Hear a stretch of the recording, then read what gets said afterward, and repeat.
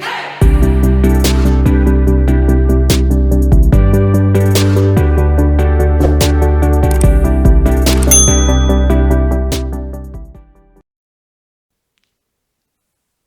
everyone, Karen here from Karen's Crafting Company, and in today's video it's all about the October Sheetload Rewind.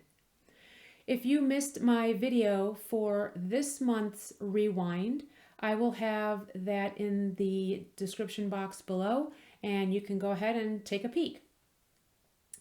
So I'm going to focus on October 2019, 2020, and 2021. Now, before I go into showing you the cards that I made for those sketches, I wanted to share with you the two paper pads that I used for my sketches. So here I have the Christmas watercolor, and I actually got this from scrapbook.com. I actually got it free, and yes, free.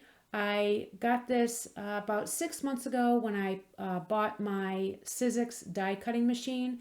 I waited until they had the free shipping, and then every so often they will add some free gifts, and this was one of them. And I just thought that the papers were so pretty, and unfortunately I can't show you the papers because I've already started using it, and you'll see that in another video after I'm done finishing making the cards that I used with this paper. I'm only down to the last bit of scraps. So unfortunately I can't show you the papers, but you get an idea of what it looks like here from the cover sheet. And then two other templates of the October Rewind. It was from this Cozy Noel by DCWV, and I got this at Joann's a year ago. After the holidays, they put everything on sale, and I got a really good price for this paper pad. And it is double-sided, and it does have some foil on some of the pattern papers. And here I just thought I would show you some of the papers in here. Quickly go through these, and I love that it's double-sided because it gives me more options to creating cards. And like I said, I did use a couple of the sheets in here already just to start out, and there's that pretty foil with the birds, so pretty. That Christmas tree pattern, you'll see that again. Some cut-aparts and bigger cut-aparts you'll see here at the front.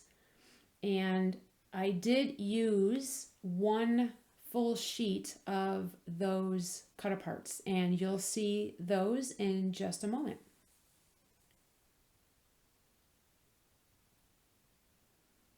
So we'll start with the October 2019 sheet load. And this is a great sketch because it is a fun fold card. It's like that Z fold. And what I like about this sketch in particular is that piece on the front is a 3x4 size, and that is perfect for using cut-aparts. And because I make cards in mass production and I donate a lot of my cards, this is a sketch that I rely on heavily when it comes to using my cut-aparts. And as you can see, it fits perfectly with this sketch, and when it's closed, it does cover the white piece of cardstock that you would see on the inside where you would write your message. So I did use 3 pieces of the pattern paper, as you can see here. I brought in the Christmas trees with the pretty foil. I brought in the Christmas Magic writing pattern paper, and then that pretty pine needle pattern paper. I was trying to stay with the same color theme for these, and it worked out pretty well. And then I just grabbed 8 of the 12 cut-aparts, and I added them to the front for my focal point. I'm really happy with how these turned out. And that is the October 2019. Now for October 2020, I did use the other paper pad, the 6x6 paper pad, the watercolor pattern paper, and I absolutely love this pattern paper that I chose for this sheet load. It was perfect.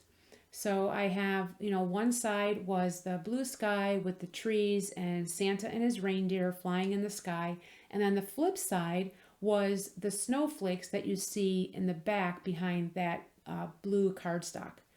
So I added the pretty blue cardstock, and then I stamped my sentiments, Merry Christmas, right on there. And I just absolutely love how that looks. I love that look, and I love the colors. They go so well together.